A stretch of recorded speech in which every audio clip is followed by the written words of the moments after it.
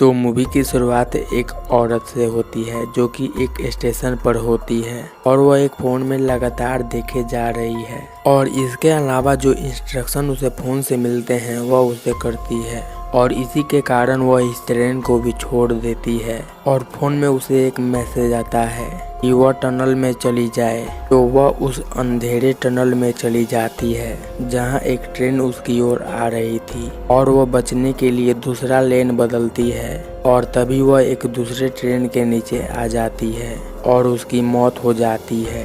अब यहाँ से हमें मेन कैरेक्टर मैक्स को दिखाया जाता है जो कि एक आईटी इंजीनियर है और अभी वह एक थाईलैंड की कंपनी में सिक्योरिटी सिस्टम इंस्टॉल कर रहा है और अब मैक्स इवनिंग में थक कर अपने होटल में जाता है। तो बाहर होटल में काम करने वाली एक औरत उसे एक बॉक्स देकर कहती है कि उसके लिए कोई यह पार्सल छोड़ कर गया है, लेकिन वह कंफ्यूज था क्योंकि उसे यहाँ पर कोई भी नहीं जानता था। अब मैक्स उस पार्सल को अपने रूम में ले जाकर खोलता है तो वह देखता है कि इसमें एक बहुत ही लेटेस्ट टेक्नोलॉजी का फ़ोन है और ऐसा फ़ोन बनाने वाला कोई कंपनी भी नहीं है। और थोड़ी देर बाद उसी नए फ़ोन पर एक मैसेज आता है जिसमें लिखा हुआ था कि उसे इस होटल में एक रात और रुक जाना चाहिए क्योंकि कल यहाँ पर लोगों को एक स्पेशल डिस्काउंट दिया जाएगा। मैक्स को यह आइडिया अच्छा लगता है क्योंकि वह एक दिन और रुक कर थाईलैंड घूमना चाहता था और वह एक और दिन के लिए रूम बुक कर लेता है और अगले दिन की फ्लाइट भी कैंसिल कर देता है। और अब जब मैक्स थाईलैंड में एंजॉय कर रहा था तब उसे न्यूज से पता चलता है कि जिस फ्लाइट से वह जाने वाला था वह क्रैश हो गया है और उसमें बैठे हुए सारे पैसेंजर्स मारे गए हैं। मैक्स खुद को काफी लकी मानता है क्योंकि वह मरने से बच गया। और फिर कुछ देर बाद उसके फ़ोन पर एक मैसेज आता है कि अगर उसे बहुत सारा पैसा कमाना है तो उसे एक स्पेशल स्टॉक खरीद लेना चाहिए, लेकिन मैक्स इसे इग्नोर कर देता है और वह वापस से अपने रूम में आता है और देखता है कि उसे जिस स्टॉक को खरीदने का मैसेज आया था उसका प्राइस बहुत ही ज़्यादा बढ़ गया है। और यह देखकर मैक्स को शौक लगता है क्योंकि पहले इस फ़ोन की वजह से उसकी जान बच गई थी और अब इसकी स्टॉक वाली बात भी सच निकली, मतलब कि यह नया फ़ोन पहले से ही फ्यूचर को देख लेता है। अब मैक्स को भरोसा हो गया था कि यह फ़ोन उसके लिए वरदान जैसा है और अब उसमें मैसेज आता है कि उसे फ्रांस चले जाना चाहिए और मैक्स उसकी बात मानकर फ्रांस चला जाता है, जहां बाहर निकलते ही उसे एक रशियन टैक्सी ड्राइवर यूरी मिलता है जो कि उसे काफ़ी सस्ते में होटल ले जाने के लिए तैयार था। अब टैक्सी में जाते टाइम उसे मैक्स का नया फ़ोन दिखाई देता है और वह सरप्राइज होता है कि इसकी टेक्नोलॉजी कितनी नई है जिसके बारे में आज तक उसने सुना ही नहीं है।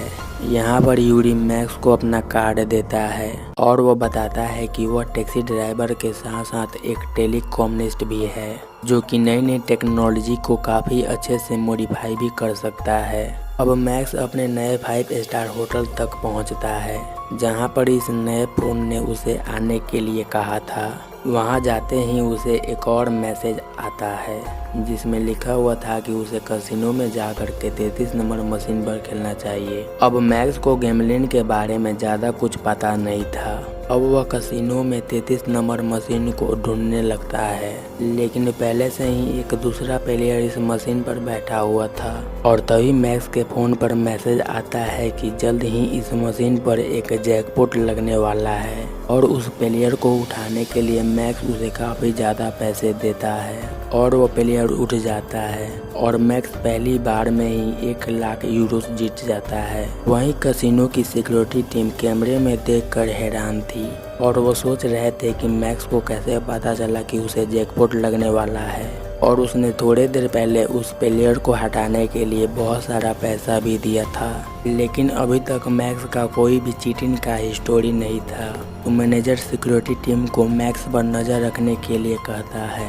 अब मैक्स जीते हुए लाखों यूरो को कैश कराने की जगह उसके चिप्स खरीद लेता है जिससे वो और भी ज़्यादा जीत जाए। अब मैक्स जीते हुए पैसों को एक ही बार में लगा देता है और फिर से जीत जाता है। तो मैनेजर को उस पर पूरा शक हो जाता है क्योंकि हर बार वो अपने फ़ोन में देखकर खेल रहा था। अब उसे बाहर जाने से पहले बताया जाता है कि अगली बार से वो अपने फ़ोन को अंदर नहीं ला पाएगा।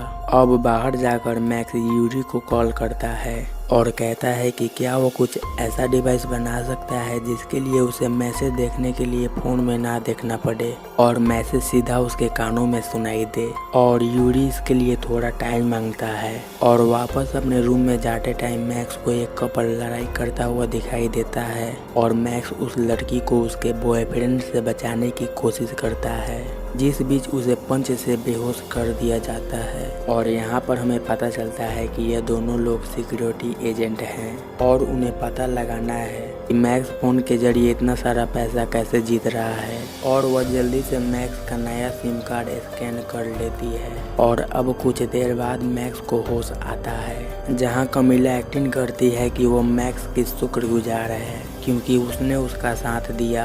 वहीं उसने मैक्स के सिम का पूरा डेटा मैनेजर को भेज दिया था, जो कि उसके पास आने वाले मैसेज का सोर्स का पता करना चाहता था, लेकिन अभी वो ट्रैक नहीं कर पाता कि मैक्स के पास मैसेज कहां से आ रहा है। वहीं दूसरी ओर मैक्स यूरी से मिलता है, जिसने नया टेक्स्ट टू स्पीच डिवाइस बना लिया था और अब मैक्स उसे कानों में लगा लेता है। और यहाँ से मैक्स वापस उसी होटल के कैसीनो में आता है और वहीं करने लगता है जो फ़ोन उसे करने के लिए कहता है और वह लगातार 3 मिलियन यूरो जीत जाता है, जिसे देखकर मैनेजर गार्ड के साथ आकर मैक्स को पकड़ लेता है और मैनेजर के कंप्लेन पर FBI भी वहां आ जाती है और FBI मैक्स को एक बिल्डिंग में ले जाती है और कहती है कि वह सच सच बता दे कि उसे मैसेज कौन भेज रहा है।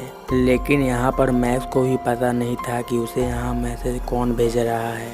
अब FBI का एजेंट कैसीनो के मैनेजर से मिलता है और बताता है कि उनके कैसीनो का ये FBI का पहला केस नहीं है। पिछले काफ़ी टाइम से FBI को पता चल रहा है कि कई लोगों के पास मिस्टीरियस फ़ोन भेजे जा रहे हैं, जिसकी मदद से वो लोग काफ़ी कम टाइम में काफ़ी ज़्यादा पैसे कमा ले रहे हैं। लेकिन जब भी उनसे पूछताछ करने की कोशिश की गई तो कुछ टाइम बाद उनकी मौत हो गई और उसके बाद पता नहीं चल पाता कि इस मोबाइल का मेन सोर्स कहां से है। अब इसके बाद में FBI का एजेंट मैक्स से डील करता है कि वह उसे छोड़ देंगे, लेकिन उसके बदले में उसे उनकी मदद करनी होगी ताकि वह उस मोबाइल का मेन सोर्स पता कर पाएँ। अब अगले दिन मैक्स FBI के कहने पर फिर से कैसीनो में जाता है और फिर यहाँ एक FBI एजेंट उसे बताता है कि उसे नॉर्मल बिहेव करना होगा और इस फ़ोन को ट्रैक करने के लिए उन्हें कम से कम 3 मैसेज चाहिए। और यहाँ पर मैक्स के मोबाइल पर फिर से मैसेज आना शुरू हो जाता है और फिर से मैक्स उनके काने पर खेलने लगता है,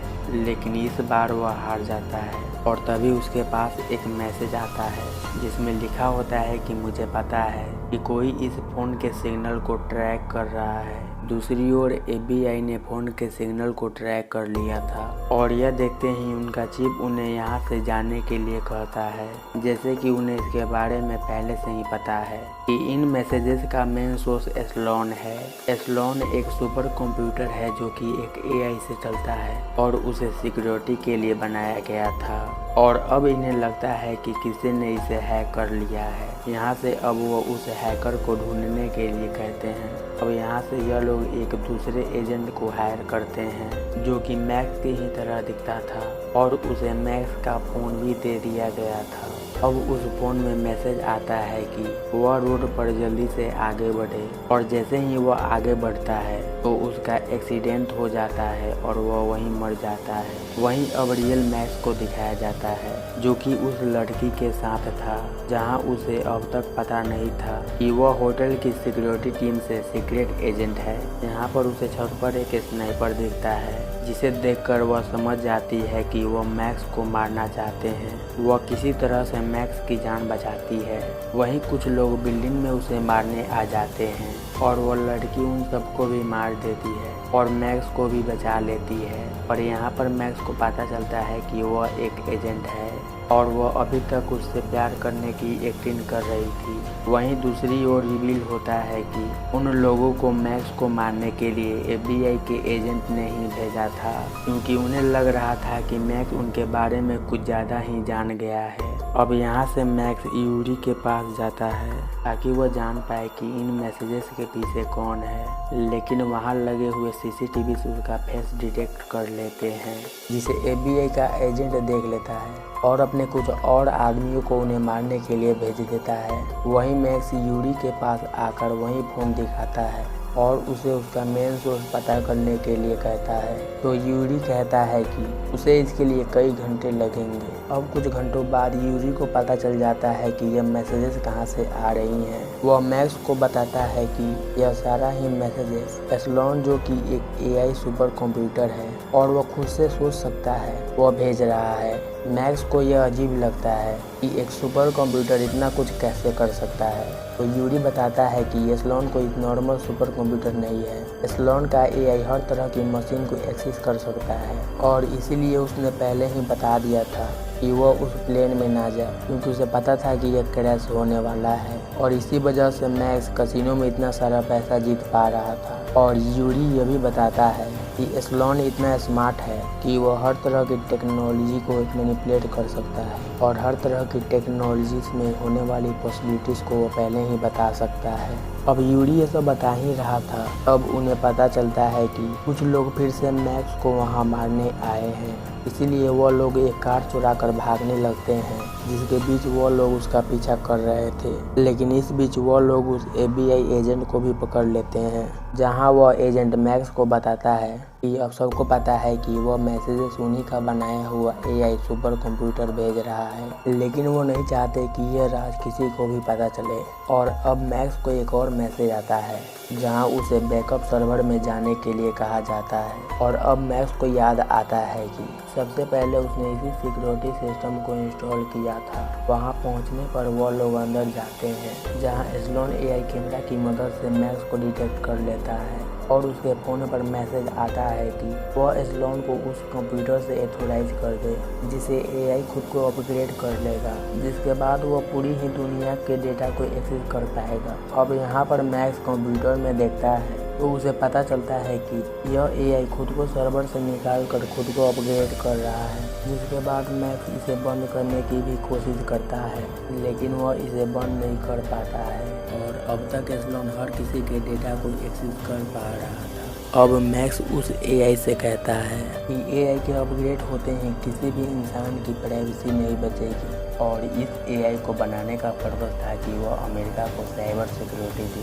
ना कि उनके ही नागरिकों को कंट्रोल करने लग जाए और उनकी सारी ही प्राइवेसी को खत्म कर दे। और यह सुनने के बाद एआई खुद से ही अपडेट को कैंसिल कर देता है और खुद को ही शट डाउन कर लेता है, क्योंकि वह समझ गया था कि इसे लोगों के सिक्योरिटी के लिए बनाया गया था और वह खुद ही खतरा बन गया है। अब यहाँ से एफबीआई मैक्स को अरेस्ट कर लेती है, लेकिन उसे कुछ ही टाइम बाद छोड़ दिया जाता है, ताकि लोगों को यह बात पता ना चले कि उनका एक एआई सुपर कंप्यूटर उनके लिए ही खतरा बन गया। और लास्ट में यह भी पता चलता है कि यूरी कोई टैक्सी ड्राइवर नहीं था, बल्कि वह रशियन सिक्योरिटी सर्विस में कैप्टन है और उसे मिशन दिया गया था कि उसे अमेरिकन एआई एस्लॉन को बंद करवाना है। और यह मूवी यहीं पर खत्म हो जाती है।